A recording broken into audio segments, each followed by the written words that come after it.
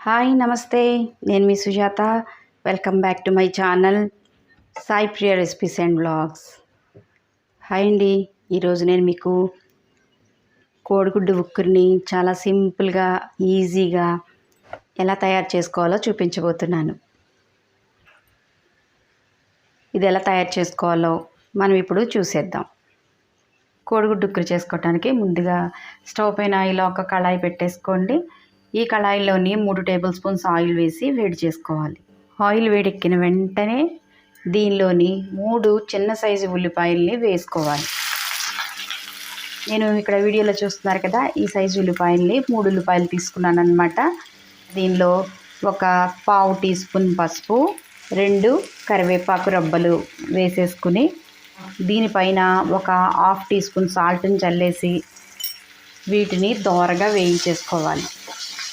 ఇలా ఒకసారి బాగా కలిపేసిన తర్వాత హై ఫ్లేమ్లోని స్టవ్ ఫ్లేమ్ని సిమ్లో పెట్టేసుకొని ఈ ఉల్లిపాయ ముక్కల్ని గోల్డ్ కలర్ వచ్చే వరకు ఫ్రై చేసుకోవాలన్నమాట.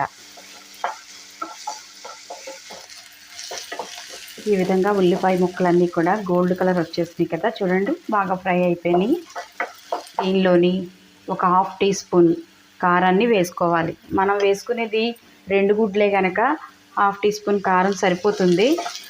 ఎందుకంటే ఆల్రెడీ మనం ఇక్కడ 2 పచ్చిమిర్చి వేసుకున్నాం కదా, ఆ పచ్చిమిర్చి కారం ఇది 2 కూడా బ్యాలెన్స్డ్గా మనకి 2 ఎగ్స్కి కరెక్ట్గా సరిపోతుంది అన్నమాట. ఓకే, ఇప్పుడు 2 నిమిషాలు వేయించేసుకున్నాక దీనిలోని ఈ కోడిగుడ్డుని కొట్టేసి వేసేసుకోవాలి.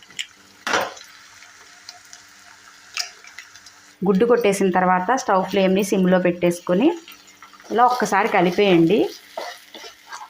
మీకు బాగా గుండగా కావాలనుకోండి, కంటిన్యూస్గా కలుపుతూ ఉండండి. లేదు నాకు ముక్కలుగా ఇష్టం, అలానే తినాలనిపిస్తుంది అని అనుకున్నారనుకోండి, కొంచెం ఒక 2 నిమిషాలు ఇలా వదిలేసారంటే కోడిగుడ్డు ఉక్కురు ముక్కలుగా చక్కగా వస్తుందన్నమాట.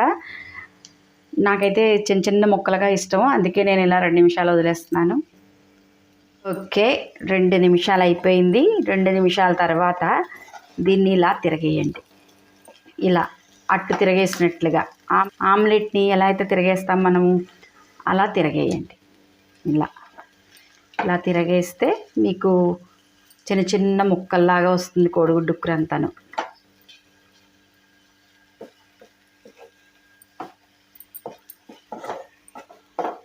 ఓకే, ఇప్పుడు స్టవ్ ఫ్లేమ్ని మీడియంలో పెట్టుకొని దగ్గరుండి కొంచెం కలుపుతూ ఇంకొక 2 నిమిషాలు వేయించేసుకుంటే కోడిగుడ్డు ఉక్కురు అనేది రెడీ అయిపోతుంది. బ్యాచిలర్స్ ఎక్కువగా దీన్ని చేసుకోవడానికి ఇష్టపడతారు, ఎందుకంటే వాళ్ళ దగ్గర టైం ఉండదు, చదువుకోవాలి లేదంటే జాబ్కి వెళ్ళాలి. ఈ ప్రాసెస్లో ఏమవుతుందంటే టైం అనేది వాళ్ళకి సర్ది రాదనమాట. అటువంటప్పుడు ఈ కోడిగుడ్డు ఉక్కురు అనేది వాళ్ళకి చాలా ఉపయోగపడుతుంది. ఇందులోని కరివేపాకు, కొత్తిమీర వేసుకోవచ్చు. ఏం వేసుకోకపోయినా కూడా జస్ట్ ఉల్లిపాయ అలాగే 2 పచ్చిమిర్చి వేసేసుకొని గుడ్లతో ఇలా ఉక్కురు వేసేసుకుంటే చక్కగా కడుపు నిండా ఇంత అన్నం తినేయొచ్చు అనమాట కలుపుకొని. అంతేనండి, దీన్ని ఇలా 2 నిమిషాలు వేయించేసుకొని స్టవ్ ఆఫ్ చేసేసి, చూశారు కదా కోడిగుడ్డు ఉక్కురు రెడీ అయిపోయింది. మీరు కూడా తయారు చేసి ఎలా వచ్చిందో నాకు కామెంట్ చేయండి. అలాగే మరిన్ని వీడియోస్ చూడటానికి నా ఛానల్ని సబ్స్క్రైబ్ చేసుకోండి. మరొక వీడియోతో మళ్ళీ కలుద్దాం. అంతవరకు సెలవు, bye. Thank you for watching.